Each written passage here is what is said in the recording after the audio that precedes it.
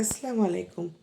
মজাদার এক পিঠার রেসিপি নিয়ে হাজির হলাম। আর এই পিঠার রেসিপিটার আমি নাম দিয়েছি মুক্তদানার র দুধ পুলি। তো এই মুক্তদানার দুধ পুলিটা কীভাবে বানিয়েছি সেটা আপনাদের সাথে শেয়ার করছি, দেখে নিন। আমি এখানে ২ কাপ সাবু নিয়েছি। সাবু যে একটা কিন্তু বড় দানা আছে, একটা ছোট দানা। আমি ছোট দানাটাই নিয়েছি। ১ম এ দুবার ধুয়ে নিলাম, তারপর একটু কুসুম গরম দুধের মধ্যে, মানে ১ কাপ দুধের মধ্যে আমি এটা ভিজিয়ে রাখলাম। ২ কাপ সাবুতে ১ কাপ দুধ দিয়ে, মানে লিকুইড গরুর দুধটা ঘন করে জাল দেওয়া, সেটা দিয়ে ভিজিয়ে রাখলাম। ওটা ওখানে ভিজতে থাকুক, এর মধ্যে আমি পুরটা তৈরি করে নিই। পুরটা হলো ছানার ২ কাপ আর ১ কাপ হলো খেজুরের গুড়।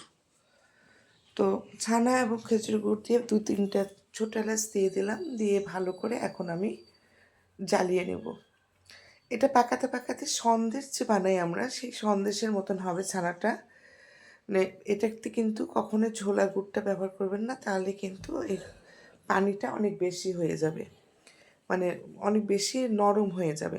তো এখন দেখুন হয়ে গেছে, আমি এখন নামিয়ে রাখবো, কারণ ঠান্ডা হলে এটা আরও শক্ত হবে।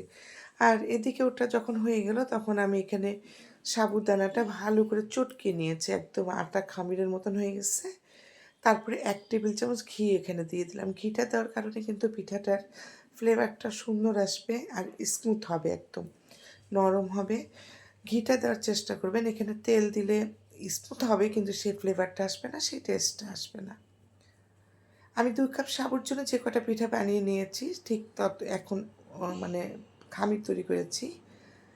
এখানে আমি ২ লিটার দুধ নিয়েছি। দুধটা খুব ঘন করে জাল করে এখন আমি আবার জালে বসিয়ে দিলাম। আর দুধটা জাল হতে হতে আমি পিঠাগুলো বানিয়ে দেখিয়ে দিচ্ছি। যারা আমরা দুধ পুলি বানাই তারা সবাই বুঝতে পারছি যে এটা কেমন করে বানানো হবে। তারপরেও আমি ১টা-২টো পিঠে এইভাবে দেখিয়ে দিলাম। যখন পিঠাগুলো সব বানানো হয়ে গেল, দেখতে পাচ্ছেন, মানে ক্যামেরায় কিন্তু অত বোঝা যাচ্ছে না, কিন্তু অনেক সুন্দর লাগছে দানাগুলো। এই তো ঠান্ডা আসলে আমার একটা সমস্যা, সেটা হলো গলা একদম ভেঙে যাবে, গলা ঘড়ঘড় করবে। একে তো ভাঙা গলা, গলার ইনফেকশন, গলার অপারেশন সব মিলিয়ে আমার ঘ্যার ঘ্যার গলা। যাই হোক, আপনারা বুঝতে পারলেই হলো আমি কি বলছি। তো পিঠাগুলো বানানো হয়ে গেছে, আর এদিকে দুধটাও ভালো করে জাল দেওয়া হয়ে গেছে। দুধটাতে পিঠাগুলো দিয়ে প্রথমেই নাড়বেন না, প্রথমে একটু যখন বলক উঠে আসবে তারপরে পিঠাগুলো নাড়া দিবেন, তাহলে ভাঙবে না। পিঠাগুলো এমনিতেও কিন্তু একটুকু ভাঙবে না, একটা পিঠাও ভাঙবে না। অনেক সময় আমরা যে সুজির পুলি বা চালের গুঁড়ি দিয়ে যে পুলিটা করি, সেটা কিন্তু ভেঙে যায় অনেক সময়। এটা কিন্তু টোটালি ভাঙবে না।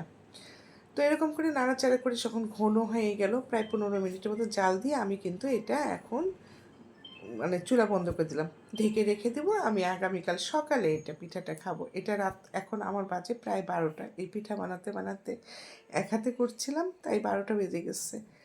তো যাই হোক, পিঠাটা ঢেকে রেখেছিলাম, আর তো এই যে সকালে চলে আসলাম আপনাদের সাথে শেয়ার করার জন্য। পিঠাটা কিন্তু একটু লেগে লেগে গেছে, কিন্তু কোনো অসুবিধা নেই, একটু চামচ দিয়ে ছড়িয়ে দিলেই ছড়ে যাচ্ছে। পিঠাগুলো দেখতে এত সুন্দর লাগছিল, কি বলবেন, সত্যি মনে হচ্ছিল মতির দানার মতো, প্রতিটা পিঠা মতির দানা দিয়ে তৈরি করা। ওই যে বললাম ক্যামেরায় খুব একটা ভালো লাগছে না, মানে বাস্তব চোখে কিন্তু অনেক মজা, অনেক সুন্দর দেখতে। তো যাই হোক, পিঠা বানানো হয়ে গেল, আর দুধটা এরকম দেখতে পাচ্ছেন কতটা ঘন ছিল, ঘন হয়েছে। আর খেতে তো সেই রকম অসাধারণ, এর কোনো তুলনাই হয় না, এতটা মজা ছিল এই পিঠাটা। আপনারা অবশ্যই ট্রাই করে দেখবেন। আমি অবশ্য এই পিঠার রেসিপিটা এক দিদির চ্যানেল থেকে নেওয়া, ওনার রেসিপিটা দেখে আমি এটা করলাম।